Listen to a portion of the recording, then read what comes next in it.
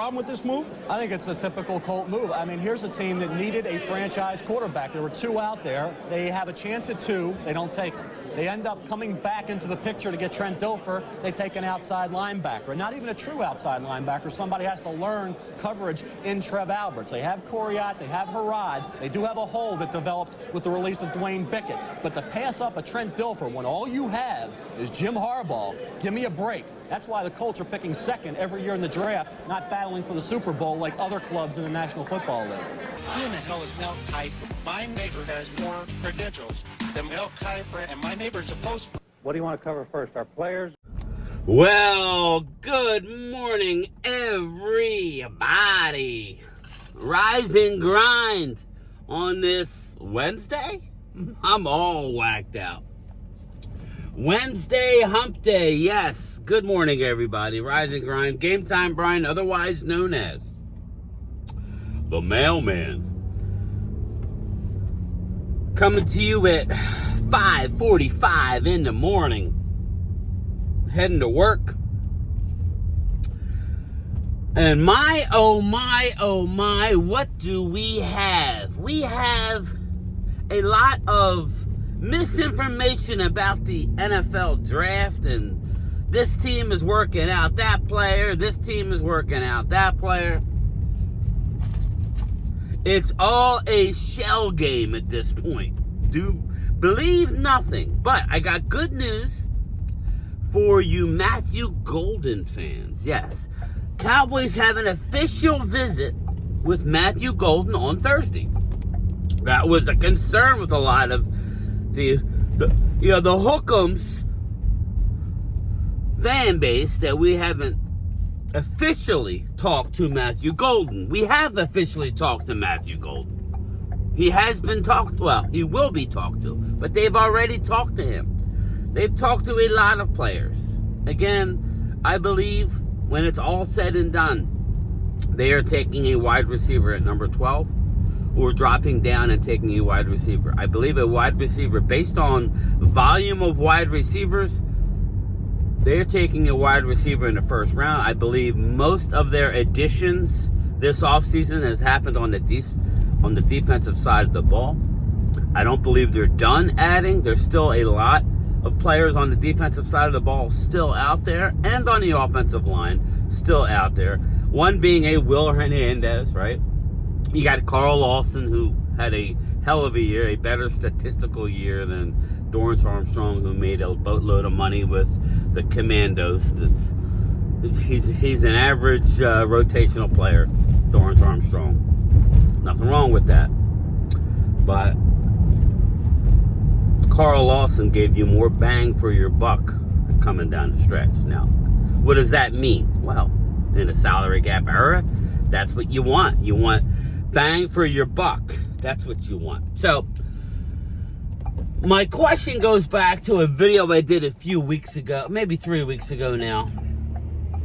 Matthew Golden or Tet McMillan? I have the answer, people. I have the answer. Clemente, I'm sorry, bro, but I have the answer. The answer is Tet McMillan. Tet McMillan offers you something that Matthew Golden doesn't offer, and that's a jump ball. He's a specialist with the ball in his hands. He's a physical football player. He will high point a ball. He is the perfect complement to a CeeDee Lamb, who, of all Eagle fans even know, is the best slot receiver in the game, even though he lined up outside most of the time. Last year, had an unbelievable year, statistically better than any Eagle receiver, but I digress. I know he's the only option in Dallas. He gets double and triple teamed, but, you know, he sucks. He's a slot receiver. Doesn't matter to me. Matthew Golden is a possibility if McMillan is indeed gone, right? If McMillan's gone, then it's a possibility. I would think it would be in a trade down situation, but somebody's got to want to come up, and I'm thinking them quarterbacks. Steelers, you know.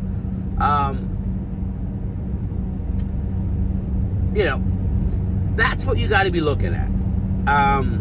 For all the people who want offensive line in the first round, Membu's going to be gone, and Will Johnson's going to be gone.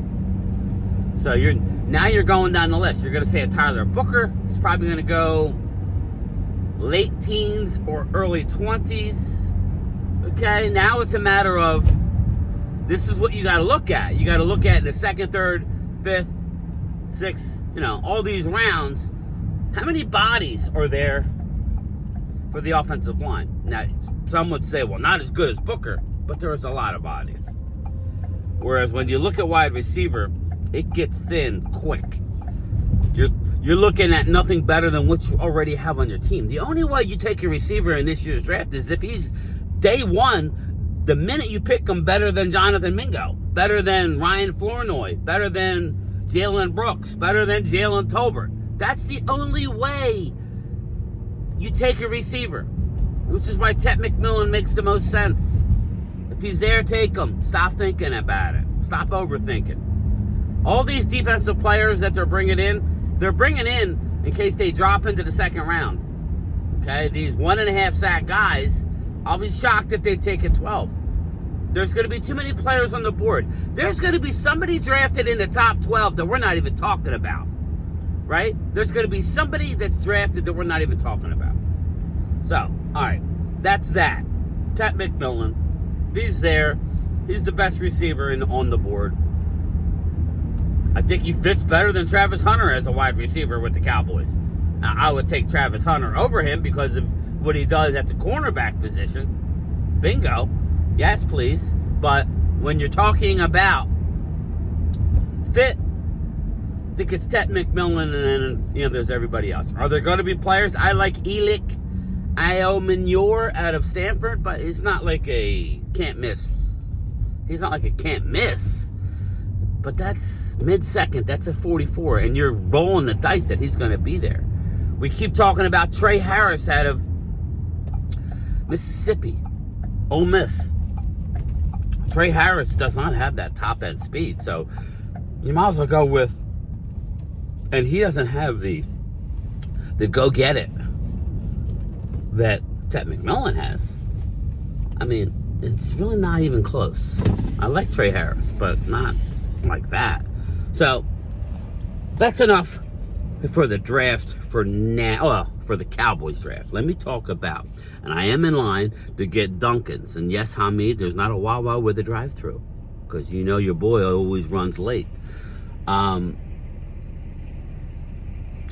Gruden. If you care what John Gruden had said, if you care anything about what John Gruden says,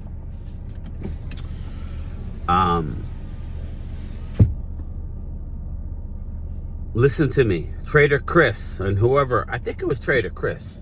I'd like to have you as a channel member and be on a Zoom call, bro. You bring a lot to the table. Good morning, sir. Hey, how are you? I got a mobile order for Brian. First window, please. Thank you. Yes, sir. Oh, already that. It's jammed at the Dunkin's. It's time to make the donuts. Definitely time to make the donuts this morning. John Gruden has come out and said, officially come out and said, that Will Howard, the Ohio State quarterback, who people laughed at me when I had the Steelers taking him, Will Howard is the next Josh Allen. That's what he said. Will Howard is the next Josh Allen. I told everybody Will Howard killed it at his pro day. He's had a good career, won a national title, a championship. Josh Allen, that's his comp. Well. The draft isn't here yet, but I'm telling you, Will Howard could very well go in the first round. Come on now, Trader Chris. I believe it was you, and if it wasn't, I apologize, but I think it was Trader Chris who said, there ain't no way, Will Howard. Maybe it wasn't. I don't know. Trader, let me know. Hold on. Hold that thought.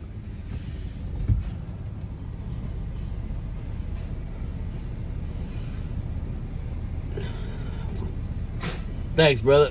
Yes, sir. All right. Okay, man. You too.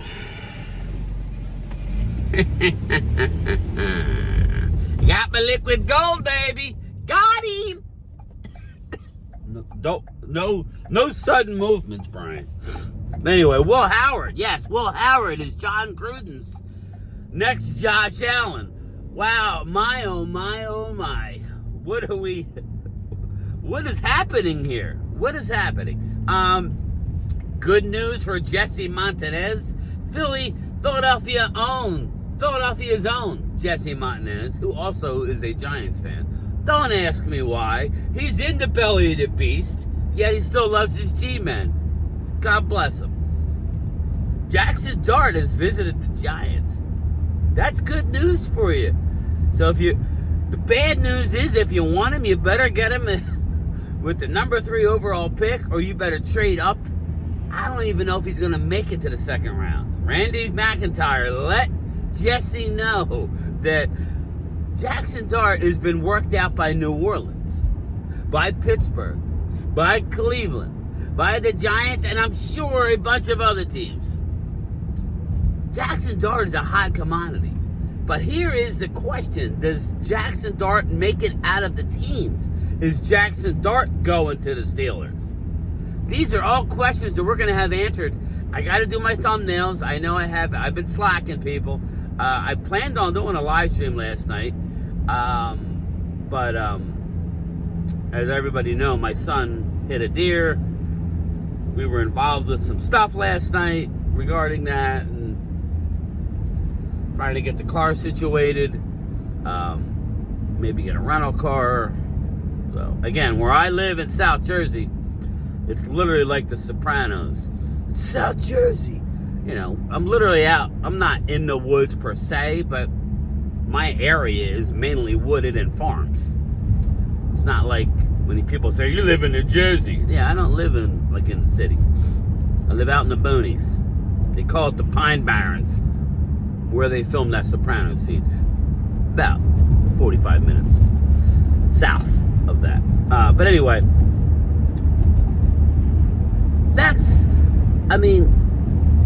Jesse, in order for you guys to get Jackson Dart, he's going to have to survive the Steelers, which I think he might, because I think Will Allen is their choice. Is that his name, Will Allen? Yeah. Or Will, whatever. Ohio State quarterback. Somebody stop me. I'm all over the place. Not Will Allen. Will Howard. Sorry. Will Howard. Jeez, crackers. Will Howard. But again, that's just me. That's just little old me. I do believe that the Beast drops today. So I'm going to try and do a live stream tonight. Like I said, I'm going to go to the gym after work, come home, maybe get a little nappy in, a little nap time, if I can. If not, I'll do an earlier live stream, because that's what ends up happening. I don't get a nap, and then I'm just against the wall at 8 o'clock, 8:30, and I'm trying to keep my eyes open by 9, and I can't start a live stream at 9, 10 o'clock. I just can't do it. Also, good news is I'm off the weekend. I'm off Friday, Saturday, Sunday, unless they need me to work. I told them I am available, but, I'm supposedly off Friday, Saturday, Sunday, so at least I'll have off a couple days. I will be definitely doing some more live streams and some more content. Got to get to my 4.0. I'm going to do a 4.0, then my final mock draft prior to the draft. I'll try and drop it a couple days prior to the draft. And I'll include trades in that one. So, looking forward to it. I got to get with Prime Time and see what we're going to do for the draft. We're not going to go to Mark Holmes' house. Again, it's just rough right now with our schedules. I don't know how long my schedule's going to last for. It could be for a couple weeks. It could be for a couple months. I really don't know. So, stay tuned on that. But I will definitely, once I get accustomed to it, I'll be doing more stuff. Again, we got to get up and through the draft. Then we have schedule release. And then we have a big dead period. So, I'm working on a show. I'm working on a lot of things, but we shall see. But, yes, indeed. I'm definitely, I'm a little concerned about, Dallas overthinking it, but the more I hear, the more I think it's receiver at 12. It absolutely is receiver at 12. I didn't hear whether Put it in the comments. I'm gonna actually look it up. I don't believe that Will Johnson did. Will Johnson run a 40? Ultra Cowboy. Did Will Johnson run a 40? I'm not sure. Did he run a 40? I'm not sure. Let me know.